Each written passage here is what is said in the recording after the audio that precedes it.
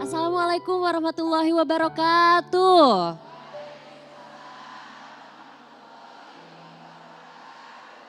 Alhamdulillah senang sekali saya Zizi Syahab bisa hadir menemani Anda dalam kajian hati. Bunda, gimana kabarnya, sehat semua? Alhamdulillah, dan insya Allah pemirsa di rumah juga sehat semua ya. Seperti biasa sudah hadir di sini Ustadz Hilman Fauzi. Assalamualaikum Ustadz. Waalaikumsalam warahmatullahi wabarakatuh. Gimana kabarnya, sehat? Alhamdulillah sehat walafiat. Alhamdulillah, dan tema kita hari ini adalah meletakkan kening di atas sajadah.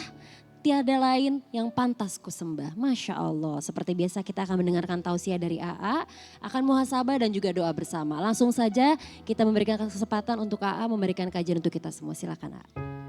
Bismillahirrahmanirrahim. Assalamualaikum warahmatullahi wabarakatuh.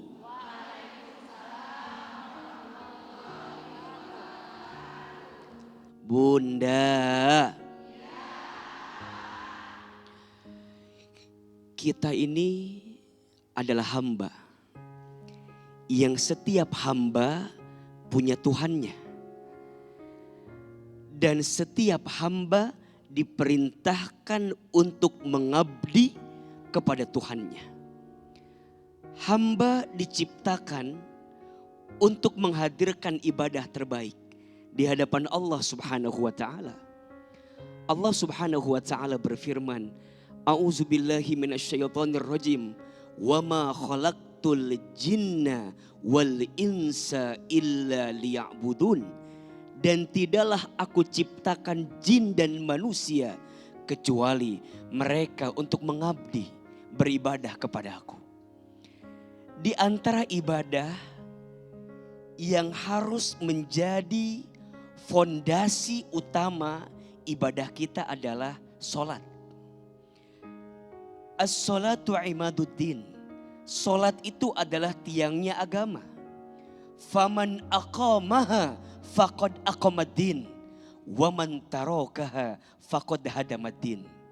Sholat tiangnya agama. Tegak sholatnya, tegak agamanya. Rusak sholatnya, maka hancur agamanya. Dalam hadis yang lain, Rasulullah Shallallahu Alaihi Wasallam menyampaikan, Inna awwala ma yuhasabu bihil abdu yaumal qiyamah as-salat. Sesungguhnya perkara pertama yang akan ditanya, dihisab di hari kiamat adalah salat. Jika baik salatnya, baik seluruh amalnya. Jika rusak salatnya, maka rusak seluruh amalnya. Maka bunda sayang, pemirsa Trans TV yang dirahmati Allah, perbaiki sholatmu, maka Allah perbaiki hidupmu. Jaga sholatmu, maka Allah jaga hidupmu. Kita boleh kehilangan apapun, asal jangan kehilangan sholat dalam hidup kita.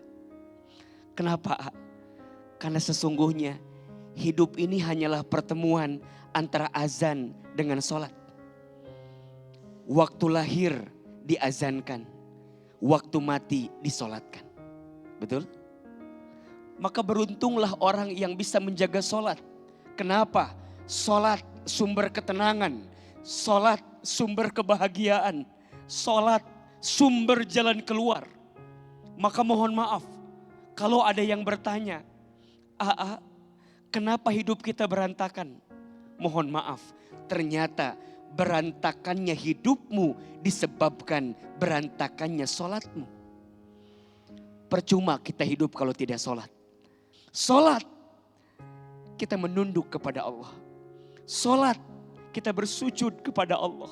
Maka mohon maaf, jarak yang paling dekat antara seorang hamba dengan Allah adalah saat bersujud. Bahkan kalau bunda perhatikan, setiap bacaan yang kita baca dalam sholat, itu isinya curhat sama Allah.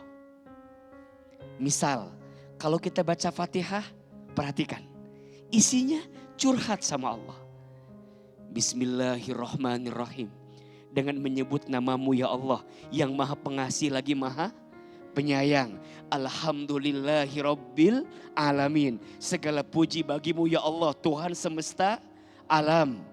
Ar-Rahmanir Rahim. Ya Allah, hanya Engkau yang maha pengasih, maha penyayang. Apa maknanya? Kalau hari ini ada manusia yang menyakitimu, kalau hari ini ada manusia yang mengecewakanmu, jangan rapuh.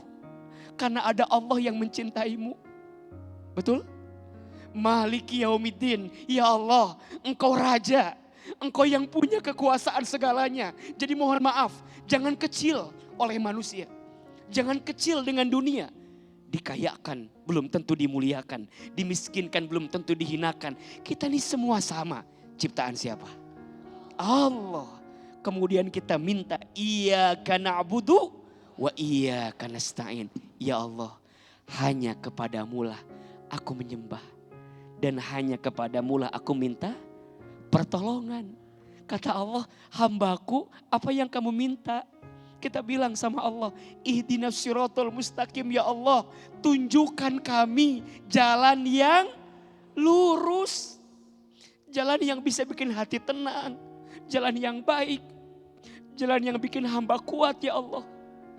Siratal ladzina an'amta alaihim ghairil maghdubi alaihim walad dhalin. Jalan ya Allah yang bisa mengantarkan aku lebih dekat denganmu. Jalan yang bisa membuatku lebih tenang hidup bersamamu. Maka bunda sayang pemirsa Trans TV, jangan pernah tinggalkan sholat. Karena disitulah kita menemukan ketenangan dan kebahagiaan. Amin ya Rabbal Alamin.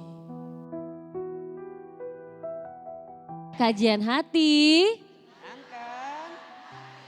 Baik, selanjutnya sudah hadir di sini bintang tamu kita ada Mbak Angelina Sondak. Silakan Mbak. Bismillahirrahmanirrahim. Aa, Teteh, Masya Allah. Saya Angelina Sondak. Mungkin sebagian bunda-bunda udah tahu ceritanya. Atau saya pernah dekat dengan kekuasaan, dengan harta, keterkenalan. Tapi di saat yang sama itu pula yang membuat akhirnya saya merasakan banyak kehilangan. Kiano umur setahun, Mas Ajik meninggal dunia. Kiano usia 2 tahun, saya harus masuk penjara. Dan terpisahnya lumayan lama. Saya bebas, saya bisa bersama ayah saya yang selalu setia, mendampingi, mendukung. Tapi ternyata Allah hanya memberikan saya waktu 7 bulan untuk bisa membahagiakan walaupun saya selalu merasa saya sangat jauh daripada membahagiakan ayah saya. Selama saya di penjara ketika Kiano terpisah dengan saya titipkan Kiano ke kakak saya. 2 tahun setelah itu kakak saya meninggal dunia. Kemudian setelah saya bebas ayah saya meninggal, saya juga harus menghadapi kenyataan bahwa ternyata mama saya sudah terkena demensia sejak kakak saya meninggal dunia. Jadi ketika kakak saya meninggal, mungkin itu shock bagi ibu saya. Karena mama saya mungkin merasa bahwa satu anaknya ada di dalam penjara dan satu anaknya meninggal dunia.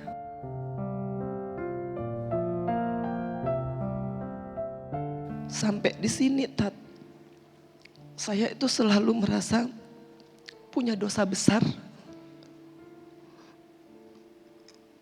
kepada anak saya. Saya merasa bahwa Kiano harusnya tidak pantas untuk menjalani kehidupan yang seperti ini. Akhir-akhir ini ketika saya selalu berusaha untuk dekat dengan Kiano, Kiano selalu mengatakan, Mami, Kiano ini jadi begini gara-gara Gara-gara Kianu gak punya bapak dan mami ninggalin Kianu kelamaan. Gagal di sekolahnya, lagi-lagi yang dibalikan. Kenapa Kianu jadi begini ya mami ya? Kianu juga gak kepengen, gak ada ayah. Lama sama mami gak sama-sama. Dan itu yang membuat saya tuh merasa sangat berdosa. Apalagi bunda-bunda pasti tahu, teteh tahu bahwa anak-anak seumuran Kianu 16 tahun itu sedang mencari jati dirinya. Setiap kali ketemu teman ayahnya yang ditanya hanya bagaimana sih ayah saya. Ketika gagal di sekolah, dia selalu menyalahkan bahwa itu gak mami sih, mami tinggalin Kianu kelamaan. Kianu kayak gak punya sikap. Kianu tuh gak punya karakter. Karena semua anak-anak yang lain ada mama, ada papanya. Dan itu terus yang membuat dosa saya. Saya merasa sangat berdosa. Pertanyaan saya, Tat, apakah dosa-dosa saya karena belum bisa menjadi ibu yang baik itu diampuni oleh Allah Subhanahu wa Ta'ala?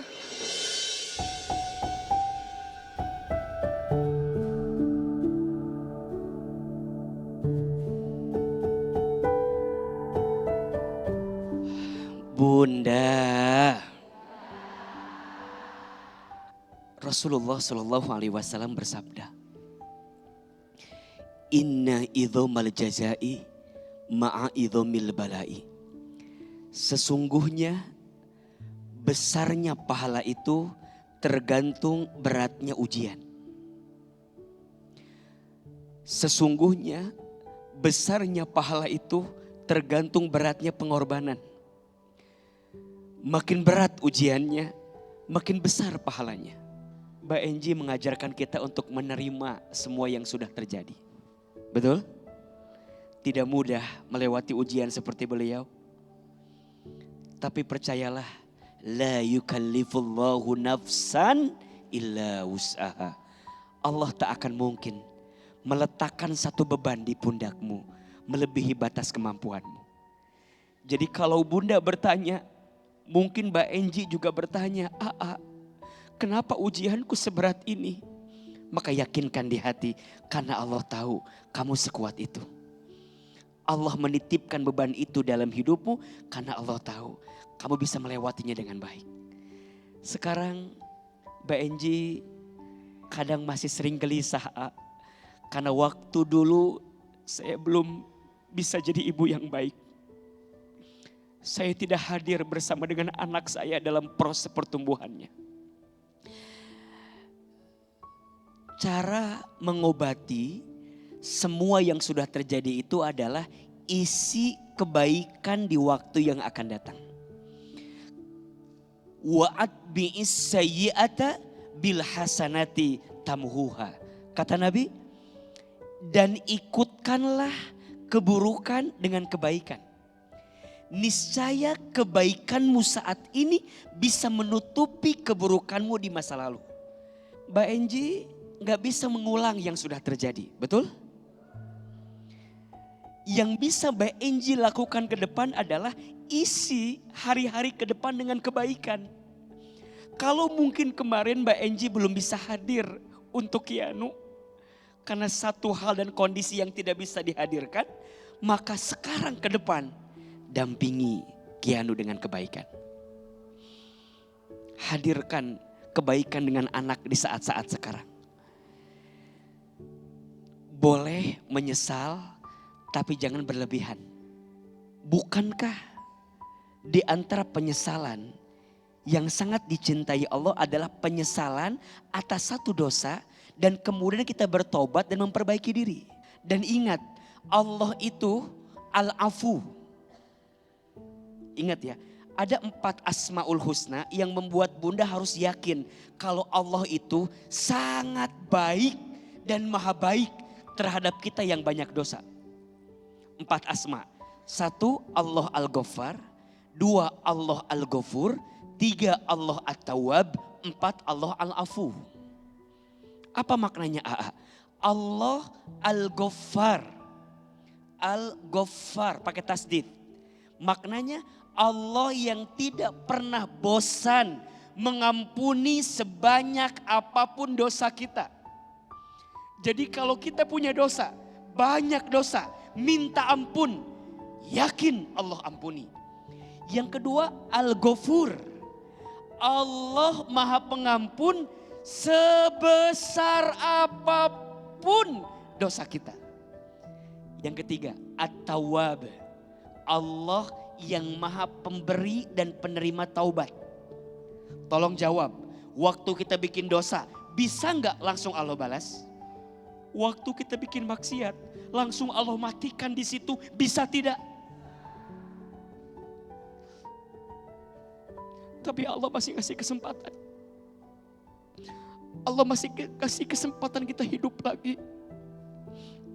Waktu Mbak Enji, mohon maaf, masuk ke dalam penjara, bisa saja Allah membiarkan beliau terpuruk, terjatuh. Bisa tidak?